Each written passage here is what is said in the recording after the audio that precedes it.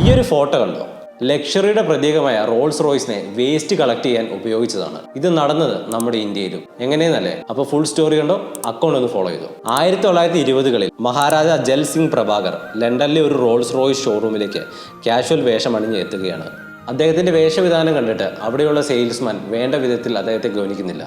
ഇവിടെ നിന്ന് സമയം കളയേണ്ട, താങ്കൾക്ക് പറ്റിയ വണ്ടി ഇവിടെ ഇല്ല എന്ന് അദ്ദേഹത്തിനോട് പറയുകയും പുറത്തേക്ക് പോകാനായിട്ട് ആവശ്യപ്പെടുകയും ചെയ്തു.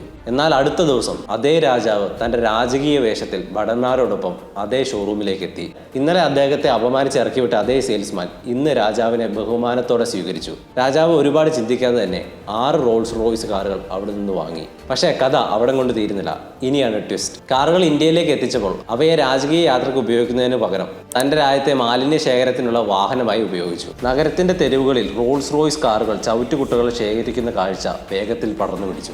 ഇത് റോൾസ് റോയ്സിന്റെ സ്റ്റാറ്റസ് സിംബലിന് വലിയ ക്ഷതമുണ്ടാക്കി. അവസാനം ബന്ധം തിരിച്ചു പിടിക്കാൻ ശ്രമിച്ച റോൾസ് റോയ്സ് കമ്പനി മഹാരാജാവിന് 6 കാറുകൾ സൗജന്യമായി നൽകാമെന്ന് വാഗ്ദാനം ചെയ്തു. മഹാരാജാവ് അത് സ്വീകരിച്ചു. ഈ ഒരു കഥ നമ്മളെ ഒരു കാര്യമാണ് പഠിപ്പിക്കുന്നത്: പദവിയും പണവും സ്ഥിരമല്ല, അത് എപ്പോൾ വേണമെങ്കിലും മാറാം. അതിനാൽ ആരായാലും ഓരോ ഉപഭോക്താവിനോടും ബഹുമാനത്തോടെ പെരുമാറണം.